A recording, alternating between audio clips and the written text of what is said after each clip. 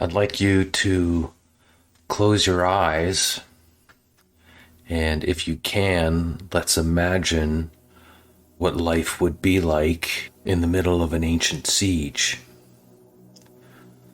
We would have stone walls protecting us. We would have known the army was coming, maybe for weeks ahead of time.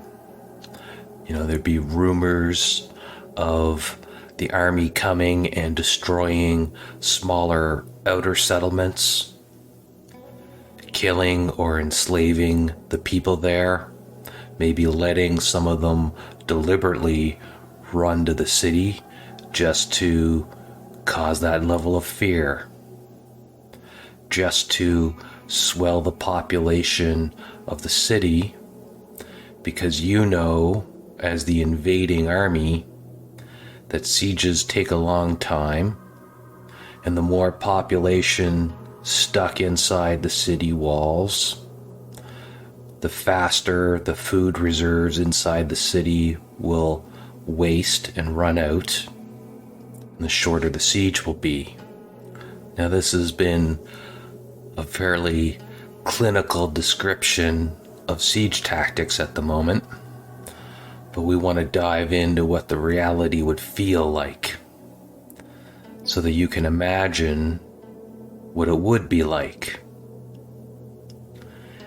And, our fictional person, if we can imagine ourselves inside the walls of an ancient city, we're 586 BCE, and we're not a soldier. We're not capable of defending ourselves. We rely on the king and his army to protect us. They obviously couldn't protect the outer villages and settlements. All they can do is stand on the walls, and they have spears and bows and arrows and slings, and they fire those missiles down on the army as the foe charges the walls. Imagine what that would sound like to you, the everyday Joe inside the city. You'd have no idea what was happening other than the sound.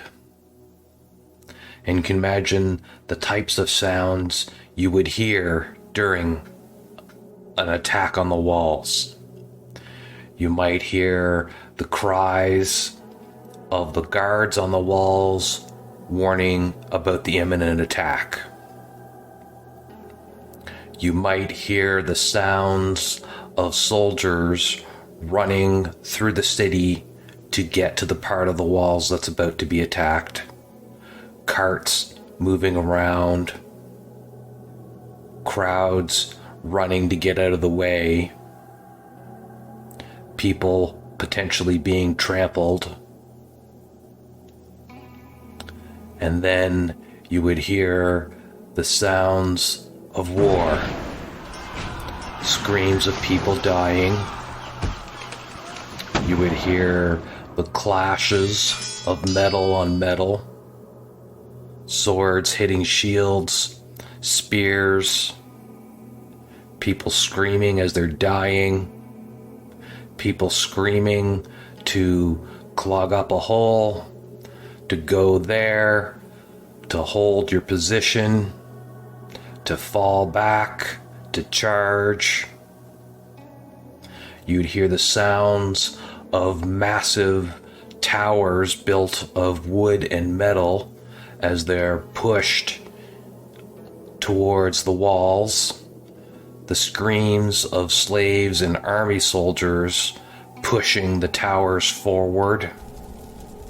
The cries from the people on the wall attempting to set the tower on fire with fire arrows. Maybe as the tower gets close, they pour boiling oil down on it, hoping to boil alive anybody caught in the path? Can you imagine the screams of hearing somebody being boiled alive? Can you imagine the screams of people set on fire? And then maybe you're not hearing that. Maybe instead you're hearing the crashes and thumps and cries of people trying to batter down the main gate. Can you imagine what that would sound like thundering all day long? Thump, thump, thump, thump. Like a terrifying heartbeat. One that as it gets louder, you feel more and more of your impending doom. And then you might imagine the complete opposite. Maybe there is no attack that day. Maybe there's just nothing. The army sitting outside the walls, outside the range of attack. No attacks happening on the walls. It would just be silence. What would that feel like to you, having to experience the cries of people being boiled alive, the sounds of fire burning down siege towers, the sounds of people trying to batter down the main gate for weeks on end, and then nothing? Is it over? Are we safe? Did they just leave in the middle of the night? And as you walk around the city and you ask other people, they don't know. Someone gets brave enough to walk towards maybe the main gate, and you can see the army still there. Somebody asks them what's going on, and he turns around and yells at you to get back to your house. There's still a siege happening. Nobody can leave the city. Nobody gets in, nobody gets out. And then maybe a few days of silence, and then the attacks start again. Another 5 or 10 siege towers get rolled towards the gates. Another battering ram attacks the main gates. More cries. Plug the hole. Go to the east wall. Off in the distance, it's happening all day long, night and day, for weeks on end. Weeks stretch into months. And while you initially feel good because they're repelling the attacks, nobody's getting through, you're slowly coming to another realization. There's no more food. What do you do when you have no food to feed your families? Well, you go to the guards, beg them for food. They don't give you anything because they need all the food. They need all the calories and energy they can in order to defend the city. You're not getting any food from the king or the priests or the nobles. Just what little rations they might hand out to you. And then eventually those rations stop. And after a few days, you start to understand what true hunger feels like. And then you come to some decisions.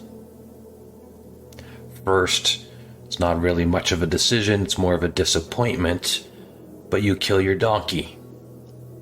The one that you've been using to pull your goods back and forth on your cart. You need food for your family, so you kill your donkey, butcher it, and you've got food for a few days. Everybody's killing their horses, donkeys, the cattle, chickens. And then some harder decisions have to be made. It's not really a decision, it's more of another disappointment. One step down, maybe the rung of humanity in yourself. But you kill your family dog. You don't tell your kids that. The dog just disappears one day, and there's food on the table that afternoon. When your child asks you where you got the food, you tell him the priest gave it to you. And when your child asks you where Spot is, you tell him he ran away. But you've fed your family for another day or two. You've done what you needed to do. But now, there's no more horses. There's no more cattle. There's no more chickens. There's no more dogs or cats. But there's some rats. And that's your next step down the rung of humanity as you do what you need to do to feed your family and keep them alive. Soon, there aren't even any rats. There's just you and your neighbor and the guards and the people on the outside of the walls. Thump, thump, thump. And the starving that gnaws at you. It gets you weaker. What do you do now when everything that you had, everything you could scavenge is gone? All you have left is really grass, leaves from bushes, wood roots, leather, and believe it or not, when you're hungry enough, you will attempt to eat these things, and sooner or later, you have to come to some even worse decisions. You probably will decide to prostitute yourself, or your children, or your wife, in order to do whatever you can to get food for your family. Your neighbors may start stealing whatever they can to put food on their family's dinner plates. Violence will break out. People aren't going to put up with thieving in the best of times, but when you're strapped for food and your family's starving, and somebody tries to steal that little bit of moldy bread that you've got, well, you'll find out just how vicious you can be. And sooner or later, that type of violence will result in dead bodies. Then there's just the plain people dying from starvation. There'll be dead bodies laying around there too. And then, well, that's another rung down your ladder of humanity. Will you take that step down? And would you resort to cannibalism in order to put food on your plates of your family? Would you even tell your children that that's what you were doing? Would they take part in it because you're too weak to lift a knife, but you've been giving all the food you can to your children? Do you rely on their strength to do that deed? That's another reality of long-term siege warfare in this time frame. So we've got the thump, thump, thump of the people attacking the city gates. We have the screams of people burning and fighting and killing each other on the walls, broken up intermittently by long days of complete silence, with just the moans and the begging of the general population looking for food, and the violence that breaks out when people are starving, and the riots that would happen anytime there was a chance at getting food for your family, the prostitution you would resort to, the begging you would resort to, potentially the murder and cannibalism you would resort to, or maybe you don't take that step down that last rung of civilization and your humanity, and you just die, and your neighbor takes advantage of that. Now, I know this sounds pretty awful so far. Part 1 of the terror that's about to befall you. I know you've been living in terror for months now, 2 years as a matter of fact, in our fictional person, in our mysterious late Bronze Age city. Well, after 2 years of doing whatever you can to keep your family alive, the periodic thump, thump, thump heartbeat of impending doom, well, that finally breaks.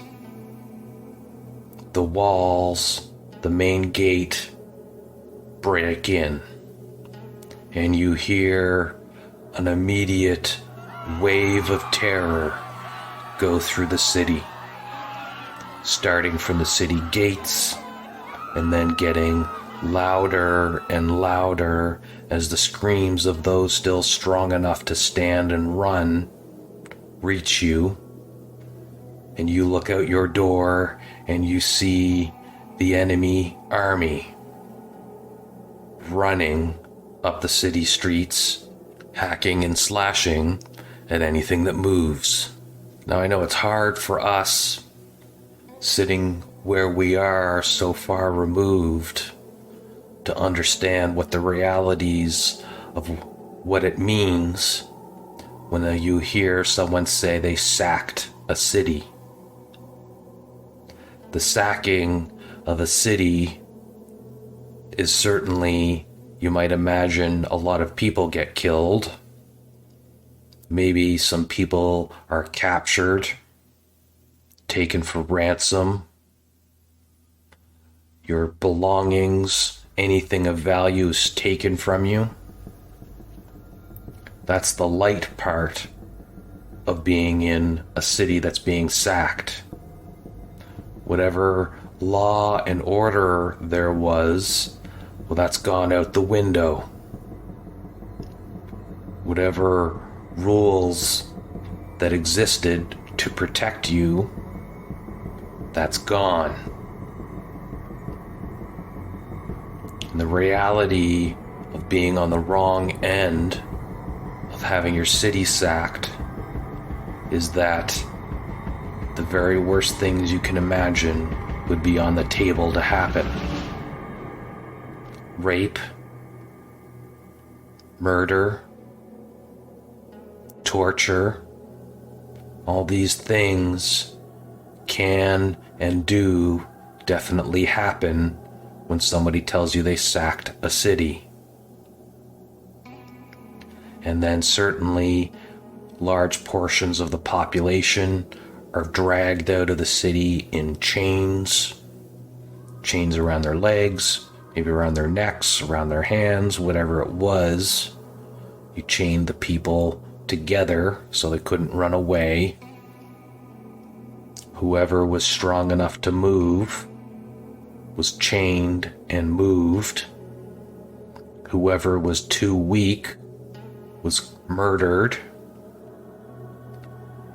If you were at all attractive, you were valuable as a sex slave. If you were a youth just about into your teen years, or a young man, you were valued as a working slave. And if you had any kind of attractiveness, female or male, again, you had value as a sex slave.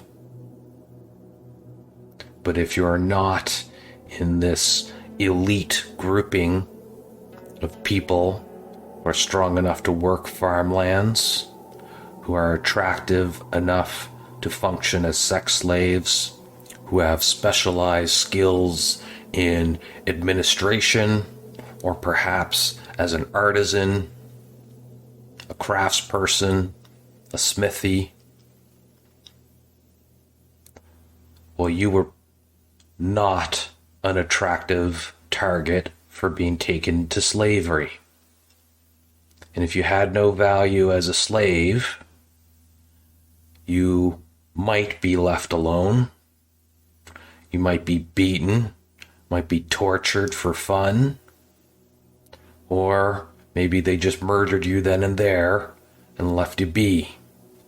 So let's imagine you have value and you're not just immediately murdered. So they put chains around your neck and your ankles, and they chain you to every other person that has value as being a slave, and they force you to stand outside the city walls, and you're camped out there for days while the army has their fun sacking your city. And remember what I talked about, what happens, what it means when I say somebody's sacking your city. And the people next to you, they're your neighbors. And there might also be nobles. There would also be the priests and priestesses. And the king and his sons and daughters and family. They might not be chained next to you, but they would be chained up. Valuable war trophies. And then the really heartbreaking thing happens. You watch the army, one by one, start pulling out of your temple and churches everything that had value to you as a religious icon. The very things that enabled your people to talk to your God are being taken from you. Your God is literally being taken from you. So you would sit there night after night, day after day, some of you around you just dying from heat, from exhaustion, from lack of food. Some of you getting some crumbs of bread, staying alive, staying strong enough, finally getting some food now. But as you're sitting there watching them desecrate your temple, the real heartbreaking thing happens to you. You realize your God is gone. You will never be able to talk to them again. This is the reality of what a siege would feel like. And as they finish the days-long orgy of pillaging, everything that has value is put it on carts and taken back to the invading king's city as trophies. Some of your population that you've been chained with are let go. Some that have value, most that have value, are taken as slaves to be redistributed amongst the rest of the king's lands. And you see your city, your holy city that you've lived in for generations, the one that stood for hundreds of years, being burned to the ground. And as you're marched off into the distance, you can just smell the smoke, and you look back and you can see the king has left a chunk of his army there to continue the systematic destruction of your city. This is the second time he's had to come here in 10 years to deal with us, to deal with our king. And he's had enough of it. And so the chunk of the army that's left behind has been given explicit instructions to systematically level, destroy, and burn the city down. There should only be a mound of earth and rocks when they're done. It should be a reminder to the people of this land what happens when you cross the king of Babylon. You don't just get your city enslaved.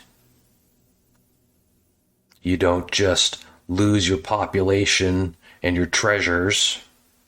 You don't just have your temple razed and your god's artifacts taken from you. No, your civilization is destroyed, and the one place where you thought everybody was safe, well, that gets taken down too. Just to send a message to everybody else that you cannot cross the kings of Babylon. And just one last punishment is left to be levied on the people of Jerusalem. That's right, we've been talking about the siege of Jerusalem this whole time. Well, the king of Jerusalem, that's Zedekiah, he's being taken to the city of Riblah, where he will watch his sons ritualistically murdered in front of him. Punishment for defying the king of Babylon. And the last thing he sees will be his sons murdered in front of him, because after that happens, the king of Babylon will have Zedekiah blinded and then put in a dungeon for the rest of his life. This is what happens when you cross Babylon. Now, this siege of Jerusalem that I just described, this is not the first time this happened. This is actually the second siege of Jerusalem. And this whole thing happened effectively because the kingdom of Judah, that is the kingdom of the Israelite people, the kingdom of Judah, along with a few other neighboring cities and nations there, they've been under the thumb and rule of the Babylonian Empire for a while, and they've been trying to break themselves free of it. They don't like having to provide tribute in the form of gold, slaves, whatever else was demanded of them. They wanted self-rule, just like anybody else would. So they tried several times to revolt. And during the first major revolt, the king of Babylon, Nebuchadnezzar II, he put down the revolt, enslaved the city population, sacked the city, stole treasures and values of worth, all the things that come with sacking a city. And then he installed a puppet king, and he left them to be content that his puppet king was going to do what he was told and continue paying tribute to the kingdom of Babylon. Well, the puppet king, that is our friend King Zedekiah. 10 years after Zedekiah has been installed as his puppet king, he tries to rebel against Babylon again. He gambled on an alliance with Egypt, being able to help him break Babylon's hold. That gamble didn't pay out. And Nebuchadnezzar II, well, he wasn't having anything of his puppet king. In a decade of being put on the throne, trying to overthrow him again. So in 587 BCE, Nebuchadnezzar II takes his army and enters into a 30-month-long siege of the city of Jerusalem until they break down the walls, sack the city, enslave the population, and they do it seriously this time. They literally disperse the population. They leave the outlying people that are running the farms and the small villages on the outskirts of Jerusalem intact. They can't defend themselves. They're hopeless. They can only provide tribute. They're not a threat. So he leaves them there. But the aristocrats, the priest class, the nobles, the army, anything that could potentially be a threat or have an opportunity to have an organizational anchor with which to build a revolt against, that is systematically dismantled by Nebuchadnezzar II. And he takes the nobles, the royalty, the priest class, the artisans, and he takes them all back to Babylon with him, and they live there. Now, the Bible will say they're enslaved in Babylon, and certainly many of them would be. But some of them would just be resettled. And I know that sounds like we're splitting hairs here, but there is a difference between somebody who is forcibly moved to a new location and then left to their own devices to either thrive as they are, or somebody who's been forcibly moved to a new location and then put into indentured servitude. So there's a mix of that happening. The Judean population is redistributed amongst the Babylonian Empire. But like I said, the nobles and priest class are concentrated in the capital city. And while they're in the capital city during this period and a period after that, this is when the Judean people write their religious texts. Up until this point, it's all just been spoken word and memory transition. Now they're putting it down on paper or tablet or script. Paper didn't exist, but you get the gist of what I'm saying. They take this time, the priest class and the nobles, to write down their religion in terms of text that will be passed down from then on. This will form the Old Testament, what Christians know as the Old Testament. And this is written down over a period of approximately 200 years during their exile in Babylon. So the Judean account of the siege is a story that would have been passed down through roughly 6 generations, give or take.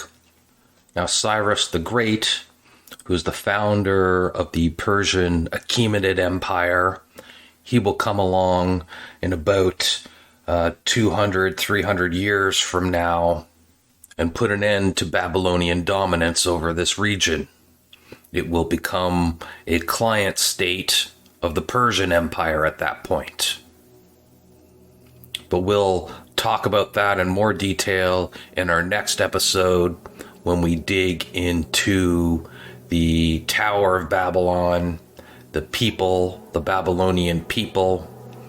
We'll touch on their history. We'll touch on their impact and influence. We'll touch on their religion. We'll talk quite in depth about the Tower of Babylon, because of course that ties in explicitly into our theme of our podcast of exploring intersection of history and fiction, because the Tower of Babylon pops up in the Warhammer 40,000 universe. That's the focus of our first season of episodes. The God Emperor of Mankind and his pal Olanius Pius, they will both pop up, and they are part of the group that presumably destroys the Tower of Babylon.